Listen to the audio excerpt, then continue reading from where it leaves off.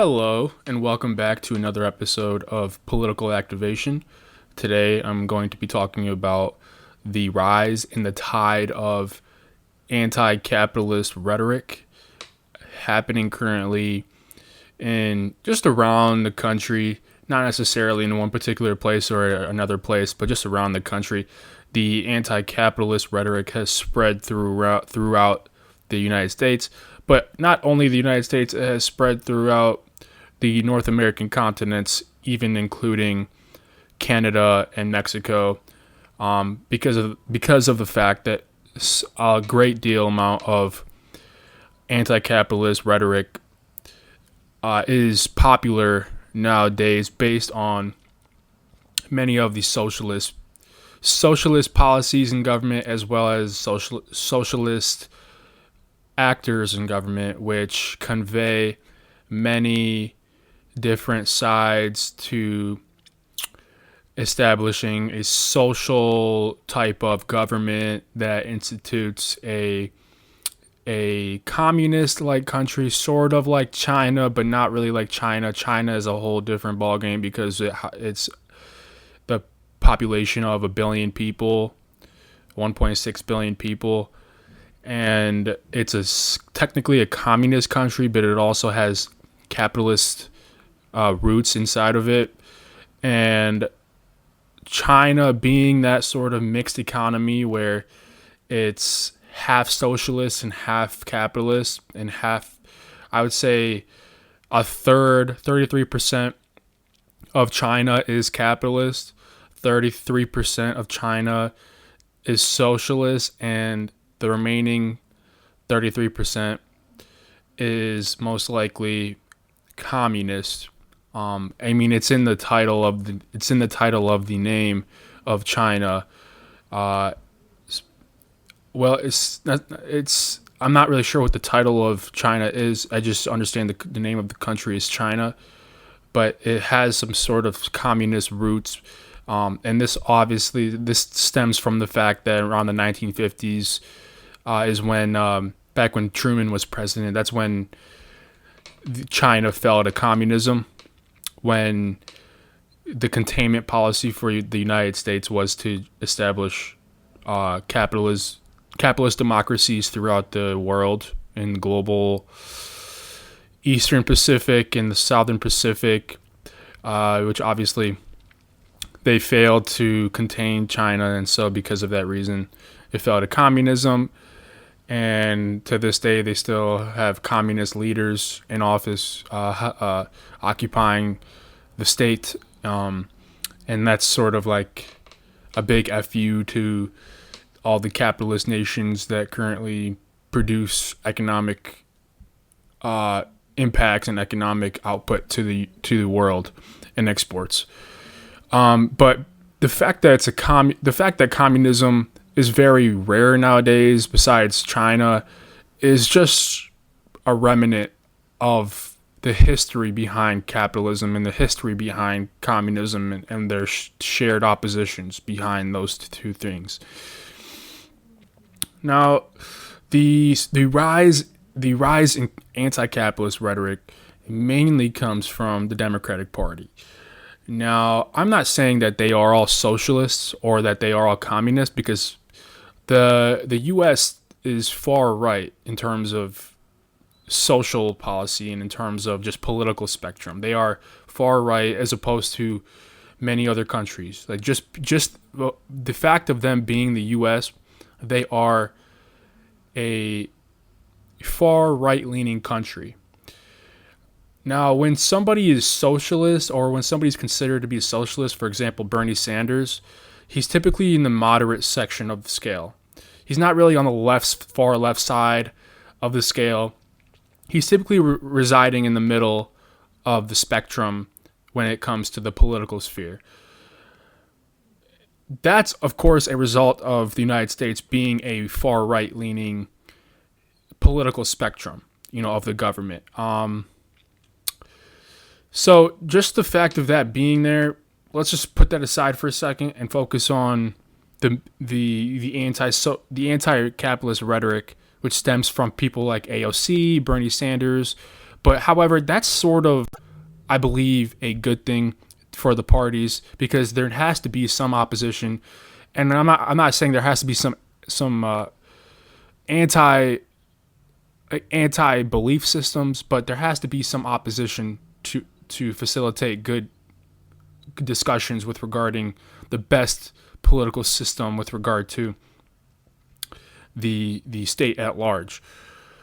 However, the mere institution in which it resides is a democratic institution. Thus, it is socialist by nature, by very definition, because not one single person owns the entire institution. It's publicly owned by anybody who feels the requirement to visit that location. Like, anybody can go to DC and walk into those buildings, or anybody can go to a state capitol and walk into those buildings and feel a sense of public owned. Like, there isn't any one person that owns that building, so that means it's publicly owned. The government, it's funded by government, and for that reason, it's, for that nature, from that definition, it is a socialist institution. It's not a communist institution, but it's socialism, in a way, in a sort of democratic way. It's a democratic socialist institution. Now, with that being the case, the right-leaning, politicians, of course, disagree with that fact. They think that it's sort of a capitalist institution. It's sort of originating from capitalism itself. And I believe that disagreement is sort of nullified by any sort of logical argument. Now, when I say that disagreement, it makes no sense. It just simply misses the point completely. That disagreement misses the entire definition encapsulated inside of any dictionary. If you read a dictionary, you'll see the main purpose of socialism, right, is a common mode of production, the common sharing of production. Now, if a government institution is controlled by nobody, then it's publicly open for everyone. It's open access. Anybody can access it.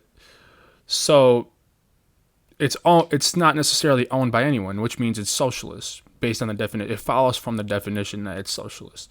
But I guess the point is, the anti-capitalist rhetoric that comes from the Democratic Party isn't so anti-capitalist at all. It's more of a common sense type of rhetoric that typically results from right-leaning institutions and right-leaning conservatives. And so the opposition necessarily results from the fact that politicians that lean on the right side of the spectrum exist, and capitalists exist. People who maintain profit as their motive, as their best motive, exist. Therefore, on the opposite side of the spectrum, people who don't think of profit as their best motive exist.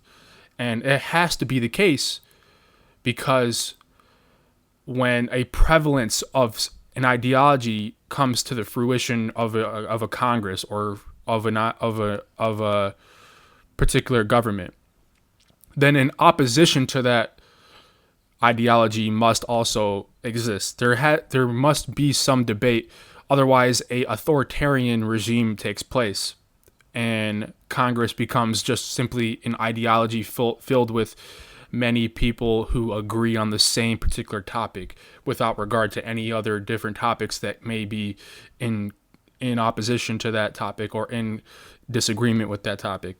And if that's the case, then there isn't any point to debate on the floor, for example, on the House floor, for example, or on the Senate. Everything would just have to be taken place by the president, or the president would issue executive actions on behalf of what he thought was the correct way to govern, and without any input from Congress. And so that's the whole point of Congress, is to facilitate discussions that may be disagreements upon different sides of the aisle, possibly around capitalism or around socialism. And that's where that comes from. That's where AOC, That's where Chuck Schumer, and that's where plenty of other Democrats see their main party platform to take place, to occur, is in the opposition to the capitalism that is currently in the government. Obviously, there is this whole movement of get money out of politics and this whole Occupy Wall Street type of rhetoric that's typically socialist rhetoric, and it's typically aimed at targeting capitalism as some sort of societal issue, and that's totally a great thing to see in the Congress. I think that's a wonderful feature of the Congress, is the ability to speak on any issues, even if it causes some backlash and some challenges to take place based upon people's disagreements. And there are some prominent, notable Democrats, but the main one that I want to focus on is the independent Bernie Sanders, who of course is the chair of the Budget Committee in the Senate after his failed 2 presidential runs and the success of President Joe Biden's presidency. He appointed Bernie Sanders as the chair of the Budget Committee, and that is a great feature. And an independent candidate, an independent senator as a chair of a budget committee is something I've never seen before. I don't think the country has ever seen it before. But I just wanted to focus on that for a second and think about all the different ways he can implement that particular way of power, that particular mode of power that he currently sits in. With that being said, being on the budget committee has its sort of challenges. Obviously, the infrastructure package, which was recently passed in the House and Senate into law, I believe was put forth by Senator Sanders, working with President Biden, and both of them, communicating on that particular way of moving forward on the economic agenda that they both set forth. It kind of reminds me of the Abraham Lincoln era, when Abraham Lincoln, passed the Morrill Act, which pretty much allocated thousands of acres towards, land grant universities and other universities, and then extended past his presidency to become more land grant universities afterwards, which actually improved the science behind it improved the research, scientific research itself, and economic output as well as a result, based on these universities that were created based on the Morrill Act from Abraham Lincoln, which he signed into law in, I believe, 1860s, I think. 1860, maybe 1862 might be the correct date, was when Abraham Lincoln signed that act. But today is the day in which Abraham Lincoln signed the Emancipation Proclamation, which I don't want to get into on this episode. Maybe in a future episode I'll talk about that. But it's just interesting seeing the anti-capitalist rhetoric stemming from the Democratic side.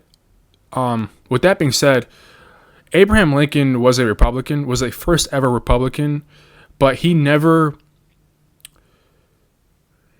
self-proclaimed himself as a socialist, despite the fact that he actually learned a lot from Karl Marx, which Karl Marx and him exchanged letters, which I'm probably going to get into that on the next episode. But thank you all for watching. I hope this was enlightening, and have a great day. Goodbye.